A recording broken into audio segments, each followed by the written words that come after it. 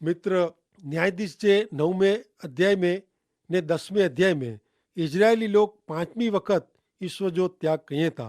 आंतरिक लड़ाई ला अबीमेलेक जवाबदार वे तो 9वें अध्याय में गिदियोन जो छोकरो अबीमेलेक जी गाल ॾिने में आवई है। अबीमेलेक पापी ने दुष्ट माण्हू वो, इनके घणे उपपत्नी वई। हाणे पाण नेरियूं 9मो अध्याय ने पहली बीजी ने 3 कलम। हाणे यरूबाल जो छोकरो अबीमेलेक सखम में पंहिंजे मामा वटे वियो ने ऊ उनके ने पंहिंजे आजान के घर जे सजे कुटुंब के चए का कृपा करीने ऐं सखेम जे मिड़े माण्हू जा कन में अहिड़ो चओ क यरूबाल जा मिड़े छोकरा एतिरे 70 ॼणा आ मथे राज करें क हिकिड़ो माण्हू आ मथे राज करे। इन ॿ में जा आला कोरो खासो आहे। वरी यादि रखो क वरी आऊं आजे हॾे जो ने आजे मास जो आहियां। इन जे मामा सखेम जे मिड़े माण्हू जे कन में उन विषय हू मिड़े ॻाल्हियूं चयो।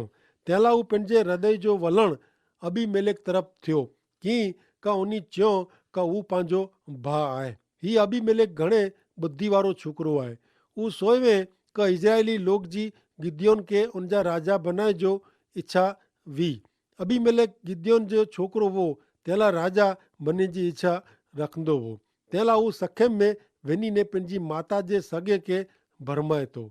5મી कलम। पोइ हू एफ्राम में पंहिंजे पिता जे घरे वियो ने यरूबाल जे छोकिरे के एतिरे पंहिंजे 70 माहीअ के हिकिड़ी टेकरी ते मारी वेधे। पण हू यरूबाल जो मिणीनो नंढो छोकिरो योथाम बची वियो, कारण हू लिकाई वियो हो। चौकस अबीमेलेक हिकिड़ो बूढ़ो ने ख़राब माण्हू हो। हिते जणाए में आयो आहे इन प्रमाणे कहिड़ो भयंकर कम हू करे थो। हू गिदियोन जे 70 छोकिरे जी हत्या कंहिं ने पिंड राजा बनी वियो। हाणे पाके ॾेखारींदो क अबीमेलेक जेको ख़तरनाक कम कंहिं इन जे कारण ईश्वर अबीमेलेक जो न्याय कये था। इन भेरो अबीमेलेक के राजा बनाईंदल सखेम जे लोक जो पण ईश्वर न्याय कये था। उन विस्तार में घणे लोक हुआ जेके अबीमेलेक राजा तरीके खपंदो न हो। तंहिंला मिजो मिज तूफान ने अशांति थिए था। 9मो अध्याय 52 थी 57 कलम। अबीमेलेक किले वटे अची ने इन भेरो वे लड़ाई के ने इनके आग लगाएला किले जे दरवाजे वटे आयो। एतिरे हिकिड़ी स्त्री घंटी जो मसलो पड़ अबीमेलेक जे मथे ते फुगाई ने इन जी खोपड़ी तोड़ी वधे। तॾहिं हू हिकिड़ो जवान के एतिरे पंहिंजे साथीदार के तकड़ से बोलाए ने चए क तुंहिंजी तलवार कढी ने मूंखे मारी वेझ, जेथी लोग अहिड़ो न चए क हिकिड़ी स्त्री अबीमेलेक के मारी वेधे। हू जवान इन जी आर पार तलवार हलाए वेधे। एतिरे हू मरी वियो। इजराइल जा लोग नरियो क अबीमेलेक मरी वियो आहे। तॾहिं हरेक माण्हू पंहिंजी पंहिंजी जॻह ते हलियो वियो। हिन प्रमाणे जेको घातकी रीते अबीमेलेक पंहिंजे 70 भाइनि जी हत्या करीने पंहिंजे पिता के जेको कंहिं इन जो बदिलो देव वारी ॾिने।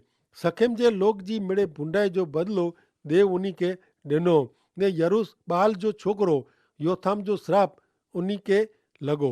पंहिंजा ॿिन कायदेसर जा छोकिरा अबीमेलेक जे पिता तरीके गिदियोन जे जीवन जो ही ॾुख भरियो अंत आहे।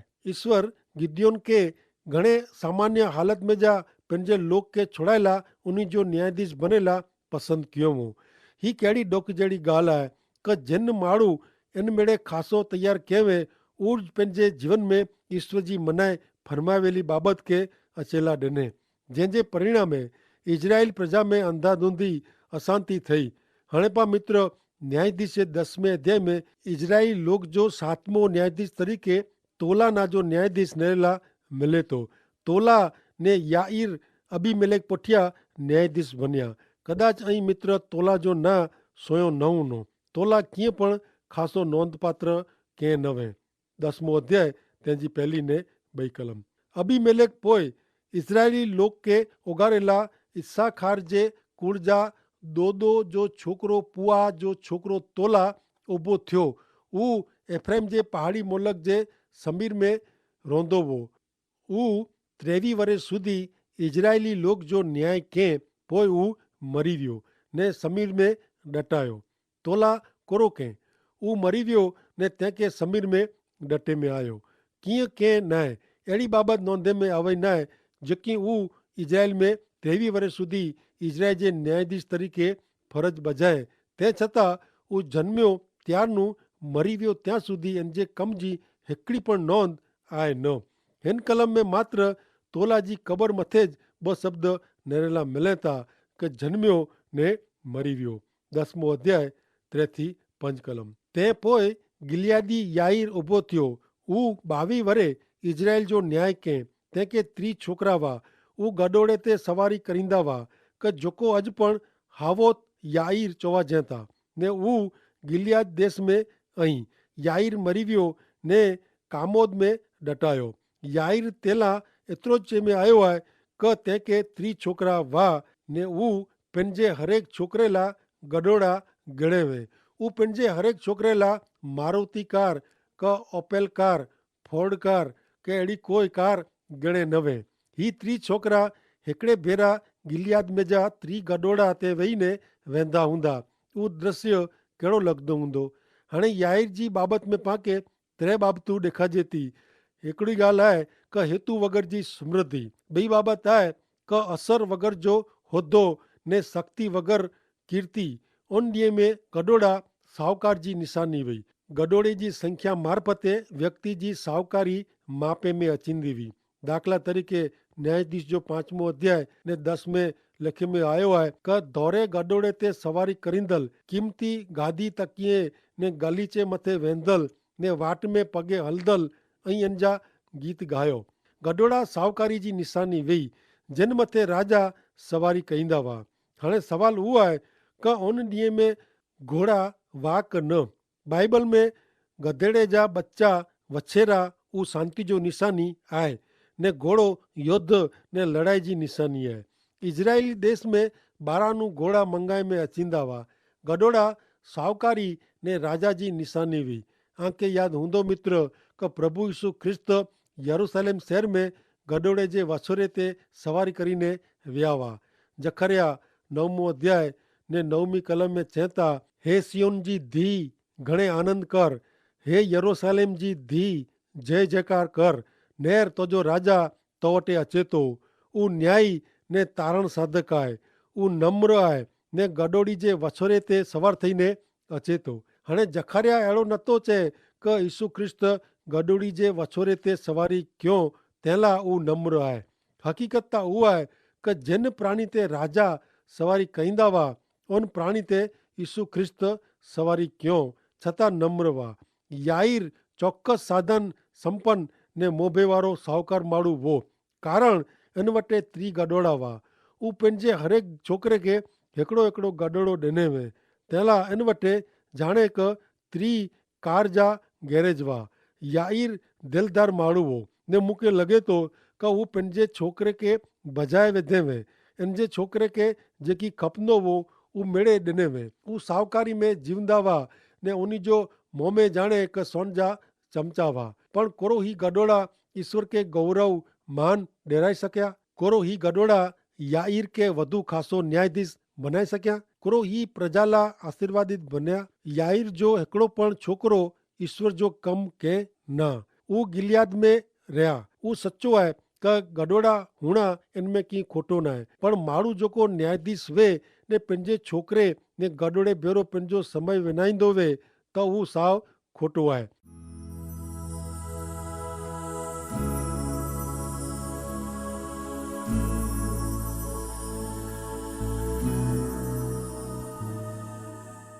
प्रभु यीशु ख्रिस्त यरूशलेम में गडोड़े जे वछोरे ते सवारी करीने विया जेथी भविष्यवाणी पूरी थिए ने पेन के वो राजा तरीके रजू करी सके शैतान खारो थियो वो ने प्रभु यीशु ख्रिस्त शहर में जा पसार थिया इन जो विरोध धर्म जे अधिकारी क्यों पण याईर जो हिकिड़ो पण गडोड़ो होसाना एतिरे का ईश्वर जो महिमा थिए अहिड़ा शब्द कंहिं वटां ॿोलाए सकियो न जॾहिं ही 30 गडोड़ा होची होची कंदा हूंदा तॾहिं शैतान खिलंदो हूंदो ने लोक के मजा अचींदी हूंदी याईर उहो हेतु वग़ैरह जी साहूकारी जो निशानी आहे ने निशानी ने उहो ख़तरनाक आहे अॼु घणे लोग हेतु वग़ैरह साहूकार आहिनि ऐं आके पुछां मित्र का आंजे जीवन जो लक्ष्यांक कोरो आहे हेतु कोरो आहे कोरो उहो हेतु वग़ैरह आहे अर्थ वग़ैरह जो आहे कोरो आंजो जीवन कंटाड़े जहिड़ो लॻे थो अजमित्र पाके पंहिंजे जीवन में दिशा ने माप जी ज़रूर आहे।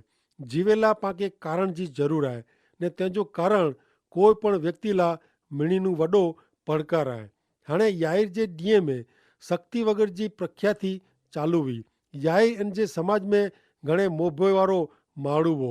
वाहन व्यवहार जा पुलिस कदाच हिकिड़े के पण छोकिरे मथे क़ाइदा भंग जो केस कयो न हूंदो, पण 5वीं कलम याइर जा वखाण थिए अहिड़ी कीअं चए नथी। याइर के अजाणी जॻह में दफ़नाए में आयो। उहो हिकिड़ो पण नोंधपात्र कमु कंहिं न वे। लोक के उपयोगी थिए अहिड़ी हिकिड़ी पण बाबति उहो कंहिं न वे। उहो कॾहिं पण जीत मेળવે न वे। इन वटे त्री गॾोड़ा हुई सके पण इन वटे आत्मिक शक्ति पण न हुई। हिकिड़े देश में प्रजासत्ताक ॾींहं जो हिकिड़ो फुॻो हवा में छोड़े में आयो। इन मथे वॾे अक्षर में लिखियलु हो क तैयार रहो ने थोड़े समय में फुॻा में जा हवा निकिरी वई ने फुॻो चिमराई ने पट में आयो। जो कंहिंखे पण तैयारी जी ज़रूर हुई त हू फुॻो ओॾाईंदड़ के तैयारी जी ज़रूर हुई। घणे विश्वासी ॿारानू घणे ख़ासा लॻंदा वहता ने चवता क प्रभु यीशु जे अचे जे समय माटे तैयार रहो, पण उन जे जीवन में आत्मिक शक्ति जी खामी ॾेखारिजे थी। उन वटे मिड़े आहे पण शक्ति नथी वे। याइर अहिड़ो हो, उहो कीअं न के उहो मरी वियो ने इनके दफ़नाए में आयो। हाणे 10वें अध्याय जी 6 कलम। इजरायली लोग फेरी ईश्वर जी नज़र में जेको भूंडो हो उहो पाप कयो ने बालिम ने आस्तारोत जी ने आराम जे देव, सीदोन जे देव, मोआब जा देव ने आमोन पुत्र जा देव ने फलिस्तीअ जे देव जी उपासना भक्ति कयो ने उनी ईश्वर जो त्याग कयो ने भक्ति कयो न। पाण अहिड़ो मनो क इज़राइली लोग उन जे घणे अनुभव पोइ उता सिखी विया हूंदा क जॾहिं जॾहिं उहे प्रतिमा पूजा तरफ़ वधिया तॾहिं तॾहिं उन ते मुश्किली अची पई। उन जी प्रतिमा पूजा जे कारणे फिरी थी उन खे ग़ुलामी में वञणो पियो। उन खे अहिड़ो वरे सुधी फलिस्तीअ जी ने अमोनी लोक जी सेवा करिणी पई। मनुष्य जो स्वभाव पापी थियल स्वभाव आहे। यर्मिया 17 अध्याय ने 9वीं कलम में पण लिखे में आयो आहे क हृदय मिणीनु कपटी आहे, उहो घणे भूंडो आहे, इनके केरु ॼाणी सके।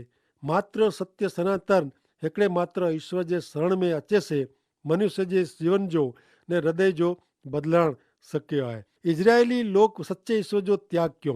उहो कल्पित देव देवी जी पूजा भक्ति कयो ने नेरियो कोरो बनियो। 10मो अध्याय ने 7वीं कलम। तेला ईश्वर जो कोप इजराइल ते दुखी पियो ने वो उन्हीं के फलिस्तीअ जे हथ में ने अमोन लोग जे हथ में वेची ॾिनो। उन्हीं जे हथ नीचे अची विया। साधन जेको नकामो विने इनके ईश्वर छिटो करी सघनि था। ईश्वर मानवी मथे आधारित न आहे पण मानवी ईश्वर मथे आधारित आहिनि। हिन टाणे इसराइल लोग कदाच मिणीनु वधु हल्की दशा में पापी दशा में वाह परिस्थिति उन लाइ घणे ख़राब हुई। हाणे नेरियूं 10मो अध्याय ने 10वीं कलम। ने इजरायली लोग ईश्वर के पुकार करी चयो क असीं पंहिंजे ईश्वर के छॾीने बालिम जी उपासना ने भक्ति करीने तो विरुद्ध पाप कयो आहे। इजरायली लोग छेवट एतिरा त्रासी विया क उन ईश्वर के पुकार कयो। हाणे अॻियां नेरियूं कोरो बने थो। 10मो अध्याय 11 थी 16 कलम। तॾहिं ईश्वर इजरायली लोक के चयो क मिस्री लोकनु, अमोरी लोकनु, अमोन लोकनु ने फलिस्तीनु कोरो आऊं आके बचाया नवा। वरी सिदोन लोक, अमालेकी लोक ने माओनी लोक आते जुलम क्यों न मूंखे पुकार क्यों तॾहिं आऊं आके उन जे हथ में जा उगारिया नवा कोरो। तंहिं छतां आई मुंहिंजो त्याग करीने ॿिए देव जी उपासना क्यों तंहिंला हाणे पोइ आऊं आके उगारींदो न। जिन देव खे आई पसंदि कयो हुयो उन वटि वञी ने पुकार करियो। उहो भले आजे ॾुख जे टाइम में आके बचाईं। तॾहिं इजरायली लोक ईश्वर खे चयो क असीं पाप कयो आहे, तोखे जेकी खासो लॻे उहो असांखे कर, पण कृपा करी अॼु असांखे छोड़ा ने उन पिंड विचां पारके देव खे दूर करीने ईश्वर जी उपासना कयो ने इजरायली लोक जे ॾुख जे कारणे उनखे ॾुख थियो। ईश्वर ॾुखी थिया। ईश्वर केतिरा दयालु ने कृपालु आहिनि। 10मो अध्याय 17 ने 18 कलम। पोइ अमोन पुत्र भेरा थईने गिलियाद में रहणांक बंधियो ने इजरायली लोग भेरा थईने मिस्पा में रहणांक कयो। गिलियाद जा लोग एतिरे सरदार हिकिड़े ॿिए खे पुछियो का अमोन लोग सामे युद्ध लड़ाई करे अड़ो क्यों माण्हू आहे। उहो गिलियाद में रोंदल मिणिजो ओपरी थींदो। इजरायली लोग वटे कोई नेता न हो। ईश्वरનું છેટે વેંદલ માનવ સમાજ में हिन चित्र में कॾहिं પણ ફેરફાર થયો ન आहे। પ્રિય મિત્ર, નેર્યો કે ઇઝરાયલી લોક ઈશ્વરનું વારંવાર છેટા થઈ વિયા આहीं ને વારંવાર પાપ कयो, पछतावो कयो, पंहिंजी भूल नेरियो समझिया ने वरी ईश्वर वटे अचीने माफ़ी मंगे था। ईश्वर केतिरा दयालु कृपालु आहीं, उन्हीं के माफ़ कईं था ने उन्हीं के बचाईं था। ती पां पण जॾहिं ईश्वर वटे अचो तॾहिं पांखे माफ़ी मिले थी। पंहिंजी भूल समझणी, माफ़ी मंगणी उहा वॾी ॻाल्हि आहे, पण इन में सच्चाई हुअणी खपे। माण्हू पाप न करे जे पछतावे साथे सचे दिल से माफ़ी मंगे थो तॾहिं ज़रूरु इनके ईश्वर माफ़ कईं था। माण्हू बदलाजे थो पण ईश्वर कॾहिं पण स्वभाव बदली नथा, पंहिंजो ईश्वरत्व छॾी नथा। तंहिं लाइ पांखे खरे हृदय से प्रभु यीशु ख्रिस्त जे नामे हमेशा प्रार्थना कई खपे। ईश्वर पिता खे सहाय करियो। आमीन।